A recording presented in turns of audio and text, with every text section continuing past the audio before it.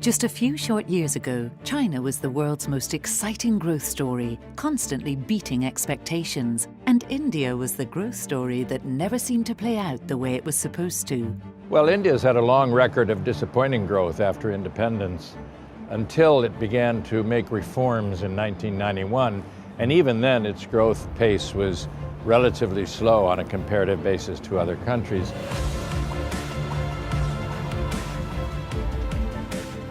But in 2015, things have changed. China has slowed, along with much of the rest of the world, save the United States and India. The country has a new prime minister, easing monetary policy, stronger finances from a decline in oil prices, and a stock market that has room to grow. Investors are talking about growth numbers that outstrip nearly every major economy in the world. Is this finally India's moment? He's not trying to come up with big bang measures that solve everything, because there are no such silver bullets. I think he's addressing both micro issues that affect the larger population in India, address issues like poverty, financial inclusion, which are really critical to uplift the whole country. At the same time, he's steadily addressing the macro issues in terms of infrastructure, in terms of shoring up labor laws, in terms of land reform, so on and so forth, which are very complex issues. And finally, he's addressing the bureaucracy. I believe he's injecting both confidence, but also spurring them into execution mode by managing them quite tightly. With inflation expectations down significantly at the end of 2014, the country's central bank took the opportunity to reduce rates, putting India in a cyclical sweet spot. Capital expenditures are set to rise, while manufacturing numbers are trending higher. Well, I think if you look at, in the short term, obviously a country like India is going to be a great beneficiary of a stronger dollar and a weaker oil price. Obviously, it imports a lot of its oil, and therefore this has a direct impact on its overall GDP. India imports 80% of its oil requirement.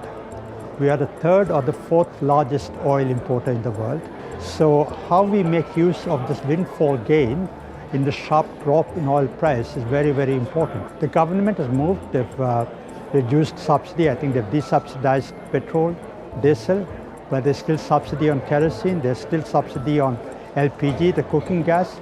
The important thing, I believe, is to streamline the subsidies. The premium does exist, but given that India is going to be a much higher growth economy over the next several years, in fact, the premium used to be 80% in 2007, it was 40% in 2010. Right now the premium is just 12%. So I think there is a lot of room for the premium to expand. The good growth sectors and stocks will still be in consumption, private sector banks, and also IT and healthcare.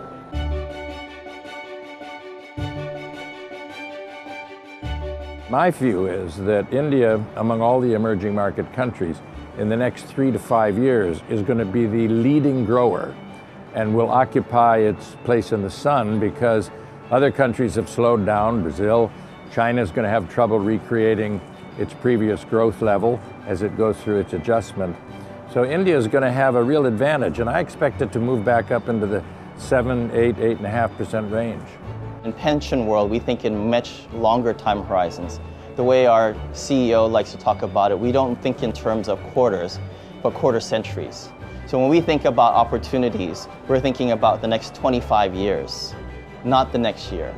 And in that kind of a context, where do we see the biggest opportunities relates particularly to emerging markets, and markets like India and China, where they're already becoming substantial economic powerhouses. The newly elected government in India has a strong mandate and a majority to introduce structural reform. India is a beneficiary of the low oil price. Those dynamics will mean, in our view, that India is clearly the better place to be invested.